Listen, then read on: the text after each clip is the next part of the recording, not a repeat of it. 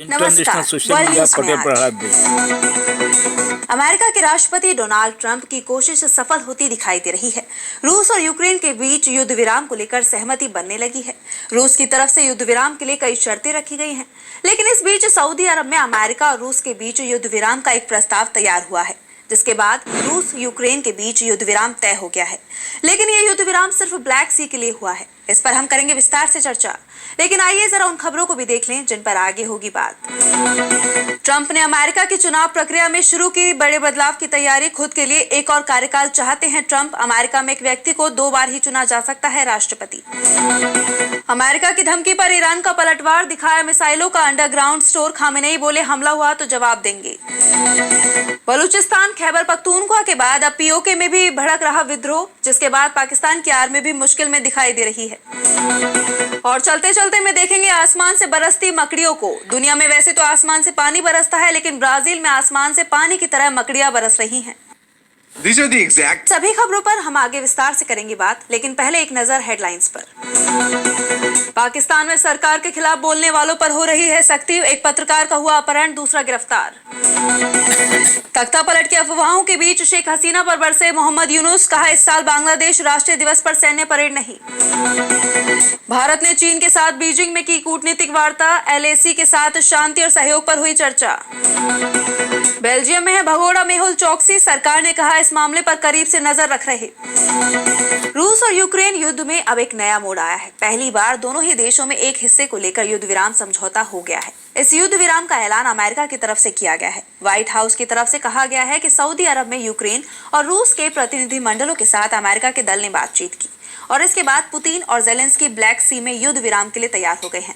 इन समझौतों के बाद अब काला सागर में सीज फायर लागू होगा और यूक्रेन में ऊर्जा इंफ्रास्ट्रक्चर पर हो रहे रूसी हमले भी रुक जाएंगे। व्हाइट हाउस ने बयान में बताया कि अमेरिका ने राष्ट्रपति डोनाल्ड ट्रंप की इस जरूरत को दोहराया कि रूस यूक्रेन संघर्ष में दोनों पक्षों के लोगों की जान जाने का सिलसिला बंद होना चाहिए, क्योंकि ये एक स्थायी शांति समझौते की दिशा में सबसे अहम है। इस समझौते को रूस की जीत माना जा रहा है।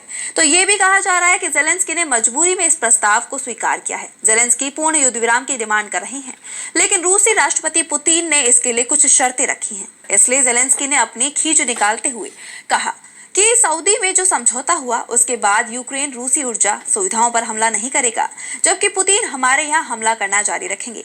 आज की स्थिति में ये समझौता ऐसा ही लगता है। इस बीच सऊदी अरब में इस सीज फायर पर सहमति जताते ही रूसी राष्ट्रपति व्लादिमीर पुतिन ने नया दाव चल दिया है और अमेरिकी प्रतिनिधियों के पास अपनी डिमांड की लिस्ट सौंप दी है। बीबीसी की रिपोर्ट के मुताबिक रूसी प्रतिनिधियों ने अमेरिका से कहा कि ब्लैक सी समझौते के प्रभावी होने से पहले अमेरिकी प्रतिबंधों को हटाया जाना चाहिए। रूसी राष्ट्रपति के दफ्तर क्रेमलिन ने अमेरिका के साथ सऊदी वार्ता पर एक बयान जारी किया है।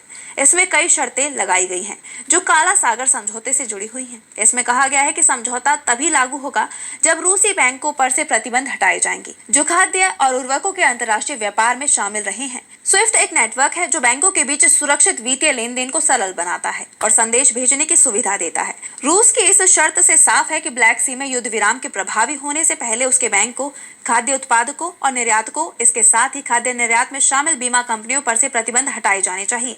2022 में जब रूस ने यूक्रेन पर हमला बोला था, तब अमेरिका ने रूस पर कड़े और आर्थिक प्रतिबंध लगाते हुए ये सेवाएं रोक दी थी और अब कहा जा रहा है कि रूस के दबाव में अमेरिका रूस को राहत देने के लिए तैयार हो गया है। अब बात अमेरिकी चुनाव प्रणाली में बड़े बदलाव की। अमेरिका के राष्ट्रपति डोनाल्ड ट्रंप इस बात के संकेत दे रहे हैं कि वो एक बार और राष्ट्रपति बनना चाहते हैं, लेकिन इसके लिए उन्हें संविधान में संशोधन करना होगा। अभी अमेरिका में कोई भी व्यक्ति 4-4 साल के 2 कार्यकाल के लिए ही राष्ट्रपति चुना जा सकता है। ट्रंप एक और कार्यकाल चाहते हैं तो उन्हें इसके लिए संविधान में संशोधन करना होगा, जो मुश्किल दिखाई दे रहा है। लेकिन ट्रंप ने चुनाव सुधार के नाम पर अब एक और बड़ा आदेश जारी किया है, जिसमें अमेरिकी चुनाव प्रक्रिया में व्यापक बदलावों को जरूरी कर दिया गया है। इस आदेश के तहत मतदाता पंजीकरण के लिए नागरिकता का दस्तावेजी प्रमाण जैसे पासपोर्ट अनिवार्य होगा और ये सुनिश्चित किया जाएगा कि सभी मतपत्र चुनाव के दिन तक प्राप्त हो जाएं। ट्रंप के मुताबिक इस आदेश का मकसद चुनावों में पारदर्शिता और निष्पक्षता सुनिश्चित करना है। आदेश के तहत वोटर अब संघीय चुनावों में मतदान के लिए नागरिकता के दस्तावेजी प्रमाण के बिना पंजीकरण नहीं करा सकेंगे और सभी मतपत्रों को चुनाव दिवस तक प्राप्त करना आवश्यक होगा। यानी जिस दिन वोटिंग होगी उस दिन तक चुनाव मतपत्र पहुंच जाएंगे। ट्रंप ने कहा कि कई राज्य इस कानून का पालन नहीं करते और चुनाव के बाद भी मतपत्र स्वीकार करते हैं, जो गलत है। इसके साथ ही विदेशी नागरिकों को चुनाव में वोट देने या योगदान देने से रोकने वाले कानूनों को सख्ती से लागू किया जाएगा। ट्रंप ने यह भी निर्देश दिया कि मतदान प्रणाली में कागजी मतपत्रों का उपयोग अनिवार्य होगा, ताकि मतदाता अपने वोट की पुष्टि कर सके और धोखाधड़ी से बचा जा सके। वैसे इस कार्यकारी आदेश को कानूनी चुनौतियों का सामना करना पड़ सकता है। चुनाव नियमों को निर्धारित करने का अधिकार मुख्य रूप से कांग्रेस और राज्यों के पास है, न कि राष्ट्रपति के पास। डेमोक्रेट्स और सिविल सोसाइटी के लोगों ने इस आदेश को गैर कानूनी करार दिया है और इसे अदालत में चुनौती देने की योजना बना रहे हैं। वैसे ये भी कहा जा रहा है कि अगर ट्रंप चुनाव सुधार के नाम पर इस बदलाव को कराने में कामयाब रहते हैं, तो वो आगे चलकर अपने लिए एक और कार्यकाल का रास्ता बनाने की भी कोशिश कर सकते हैं। मिडिल ईस्ट में लंबे समय से तनाव बना हुआ है। खास तौर पर ईरान को लेकर इजराइल और अमेरिका दोनों ही डरे हुए हैं। उन्हें डर है कि ईरान परमाणु हथियार बनाने के करीब है। इस बीच ये भी खबरें आ रही थी कि अमेरिका की मदद से इजराइल कभी भी ईरान के परमाणु संयंत्रों पर हमला बोल सकता है।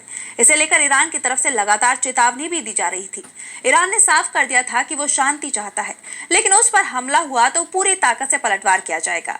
और अब ईरान की सरकारी मीडिया ने भी वीडियो जारी किया है। इसमें ईरान ने अपनी अंडरग्राउंड मिसाइल सिटी को दिखाया है। इस वीडियो में ईरान के सशस्त्र बलों के chief of staff general Mohammad Hussein Bagheri और इस्लामिक रिवॉल्यूशनरी गार्ड कॉर्प्स यानी IRGC एरोस्पेस फोर्स के कमांडर अमीर अली हाजीजादे एक लंबी सुरंग के अंदर मिसाइल बेस का दौरा करते हुए दिखाई दे रहे हैं। ईरान की यह अंडरग्राउंड मिसाइल सिटी बैलिस्टिक मिसाइलों और रॉकेटों से भरी हुई है। इस वीडियो में जो मिसाइलें और रॉकेट दिखाई दे रही हैं, उसमें खैबर शिकन, कादर सजील, हाज कासिम सेजिल्स और पावे लैंड अटैक क्रूज मिसाइलें भी शामिल हैं। इनमें से कई हथियारों का इस्तेमाल ईरान ने पिछले साल इजराइल पर हमले में किया था। इस अंडरग्राउंड मिसाइल सिटी को लेकर कमांडर हाजीजादे ने कहा कि अगर हम आज से शुरू करें तो हम हर सप्ताह एक नई मिसाइल सिटी का अनावरण कर सकते हैं।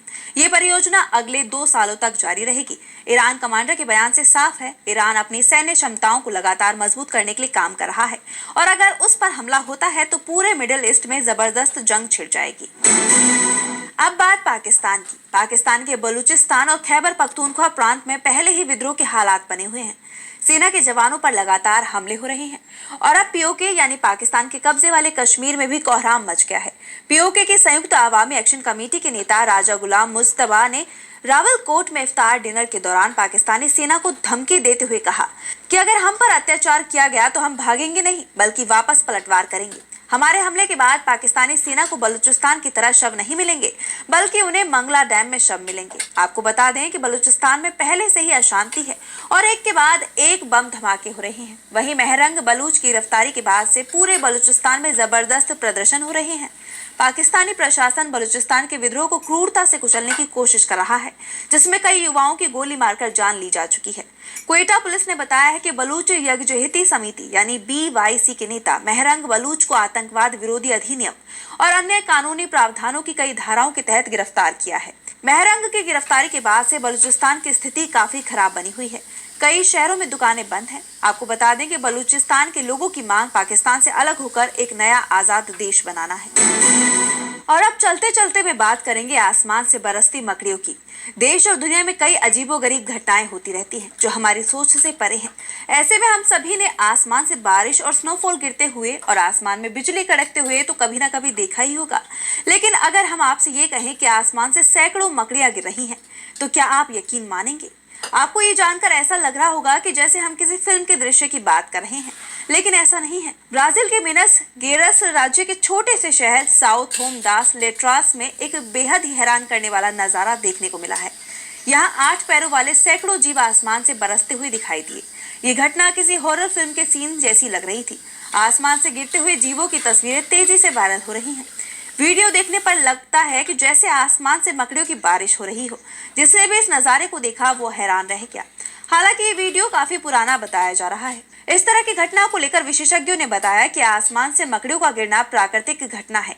जीव विज्ञानी ने बताया कि घटना एक विशाल मकड़ी के जाल की वजह से हुई थी, जिसमें सैकड़ों मकड़ियां थी। इस वीडियो पर तमाम तरह के रिएक्शन आ रहे हैं। एक यूजर ने वीडियो शेयर करते हुए लिखा कि ब्राजील में मकड़ियों ने आसमान पर कब्जा कर लिया है। खास बात यह है कि ये पहली बार नहीं है कि जब ब्राजील में इस तरह की घटना हुई है। इससे पहले साल 2019 में भी मिनस गेरस में ऐसे ही मकड़ियों की बारिश देखी गई थी, जिसने पूरे शहर को हैरानी में डाल दिया था। और अब एक बार फिर इस तरह की घटना सामने आई है। फिलहाल के लिए वर्ल्ड न्यूज में बस इतना ही। देश और दुनिया की तमाम बड़ी